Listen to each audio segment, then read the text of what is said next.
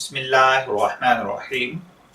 अस्सलामुअलैकुम dear viewers, आपकी खिदमत में मैरिटल लाइफ प्रॉब्लम से हाजिर हैं। हमारा आज का टॉपिक है, अगर किसी शख्स की डेथ हो जाए और उसके ज़िम्मे कर्ज हो तो इसकी अदायगी कैसे की जाएगी।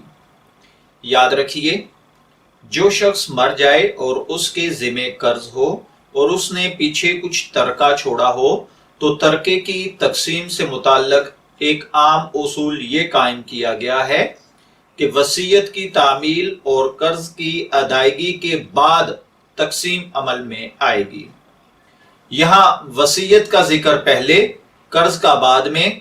इससे करने से ये मुराद नहीं कि पहले वसीयत पर अमल होगा, क्योंकि वसीयत तो तरके ही में से हो सकती है और इसी तरीके से तरका वही है जो कर्ज अदा कर देने के बाद बचेगा। जब तक मतूफी यानी जो फोत हो चुका है उसकी जायदाद पर कुछ कर्ज है तो उसके वारिस ये नहीं कह सकते कि मुअर्रस ने ये सब कुछ हमारे लिए तरका छोड़ा है, बस कर्ज की अदायगी पहले होगी, वसीयत की तामील बाद में होगी। खुद रसूलुल्लाह सल्लल्लाहु अलैहि वसल्लम का यही तर्ज अमल था। वसीयत और कर्ज की नोयत यूं बयान फरमाई गई है कि सूरह निसा की आयत नंबर 12 में है, ऐसी वसीयत और ऐसा कर्ज जिसका मकसद वारसों को नुकसान पहुंचाना ना हो। उमूमन देखा ये गया है कि जहां किसी शख्स की अपनी औलाद उसके तरके की वारिस नहीं होती, बल्कि उसके खानदान के दूसरे अफराद या दूर के रिश्तेदार उसके वारिस होते हैं, वो शरई हद यानी 1/3 से ज्यादा वसीयत करके वरासा को नुकसान पहुंचाने की कोशिश करता है, या किसी वारिस मसलन बीवी को ज्यादा फायदा देने के लिए मरने से पहले झूठ बोलकर उसके कर्ज का इकरार करता है। 1/3 से ज्यादा वसीयत नाफिज नहीं होगी और कर्ज का झूठ होना साबित करके इसको भी अमल से साकित किया जा सकता है, क्योंकि ये सब कुछ उसके वरासा को नुकसान पहुंचाने के लिए किया गया है। जब कर्ज और वसीयत के मरहले खत्म हो जाएं तो बाकी जायदाद वरासा में तकसीम कर दी जाएगी।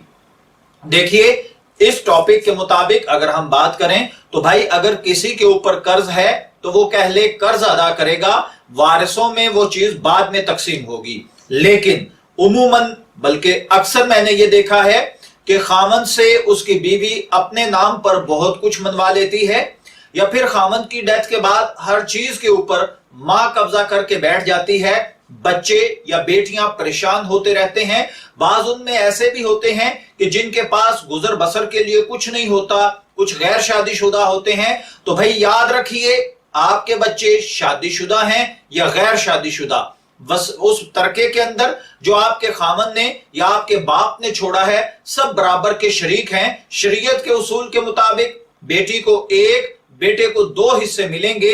ये नहीं है कि मां सारे पे कब्जा करके बैठ जाए और ये वावेला करना शुरू कर दे कि अगर मैं ये तकसीम करती हूं तो मैं कहां जाऊंगी, ये घर बेच देंगे, ये हो जाएगा, वो हो जाएगा।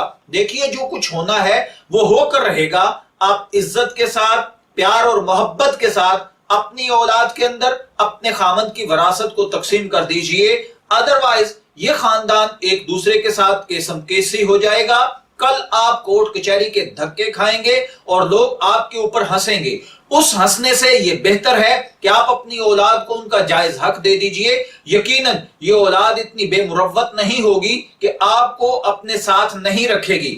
आप अगर घर पे कब्जा करके बैठ जाएंगी, आपके पास घर भी नहीं रहेगा और पैसा सरमाया आप केस पर लगा देंगे। तो उससे बेहतर है आप अपनी औलाद को उनका जायज हक दे दीजिए और आपकी औलाद यकीनन आखिरत को अपना सरमाया समझते हुए अपनी मां की जरूर खिदमत करेगी। मैं दुआगो हूं कि अल्लाह ताला इन बातों को समझकर इन पर अमल करने की तौफीक अता फरमाए। इजाजत चाहेंगे, फिर मिलेंगे किसी नए टॉपिक के साथ। तब तक के लिए अल्लाह हाफिज।